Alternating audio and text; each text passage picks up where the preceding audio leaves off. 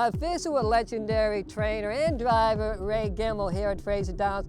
It makes you realize, since his arrival here in 1976, Ray's like a walking encyclopedia when it comes to the knowledge of Fraser Downs. We recently had a chance to visit with Ray at his barn, who was recently, was about to turn 80 years old. Let's talk with Ray. We're about to look at a piece that we did a few years back. After we're done, we're going to get your thoughts on it, but let's look at this piece from way back when we saluted you then. Yeah.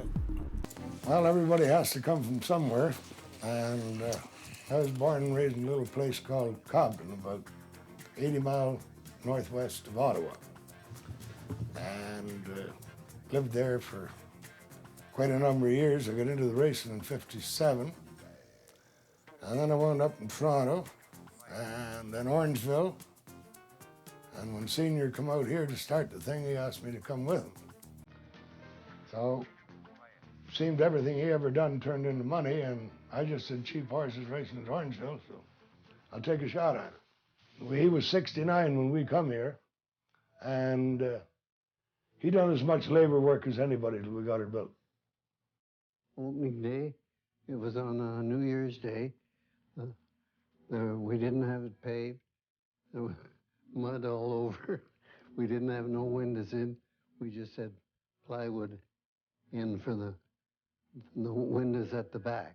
We had them in at the front, and we had one heck of a crowd. First winner, a little horse called Guy Dominion. Actually, 9 of the hockey players for Vancouver Canucks bought him. Jim Richards trained him, and I drove him. So anyway, opening day, of course, the team was all out here and that, and he was in the first race, and he won.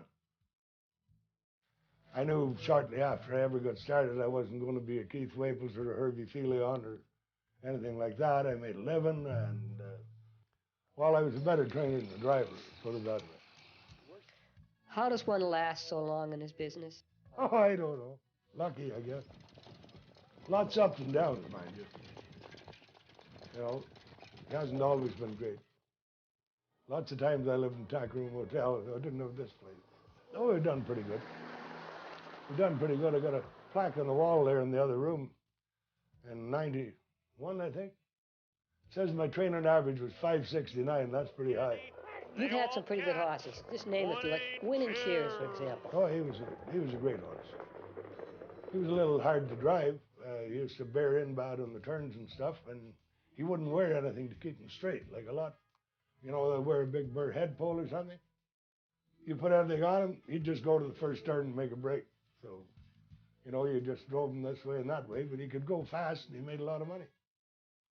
And then after him, what did we get? Clover Camella, I guess. As you know, she could leave 100 miles an hour, but she never was going to get parked. And you could drive her with 10 pounds pressure in either line. She was just perfect. I used to, back east before I come out here, one time I raced 8 or 9, but mostly we just kept 5 or 6. Why is that? Well, I don't know, I don't want a whole bunch. First of all, I don't think I can do the horses justice. You can't get them in where they belong. You wind up with too many. So to get them raced, you got this guy, you got to put him in too tough, and so on. That's the way I look at it. And I'm not smart enough to race 20 of them. It keeps me busy trying to keep 7 or 8 fit and ready to go. Breeding is the big thing. Because it used to be like they'd be out of a registered stallion, but half of the mares didn't even have the regular papers. They were non-standard, they called them. Like today, the horses are pretty well natural. Like they're born to trot or they're born to pace. When I started, half of the ones we raced, they were what we called manufactured pacers. You know, you'd have the hobbles about this long and hobble burns on them this deep to get them to pace. And like I see lots of people here, maybe I just have it, but they jog with no check on, you know, and the horse's head down. I never jog with one down. Because years ago with these manufactured things, they'd stumble, eh? So if you didn't have the checkup, you went ass over tea kettle. And there was lots of equipment smashed and guys got hurt like that. But if they had the check on, you could generally pick them up before they tilted it. But most years we do pretty good. I'm always second to Billy, but or third or whatever. But I'm kind of lucky. I'll have to stick this in this week.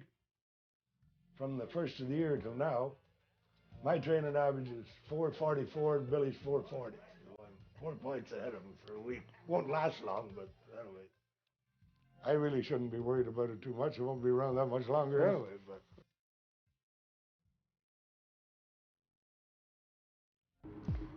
Ray, after looking at the piece, what do you think? First of all, with the winning percentage you talked about. Oh, it was great. And you got to appreciate it because it always tilts. Right now, I don't have much power. You got to have power to win. But anyway, I'm not about to get any new ones now.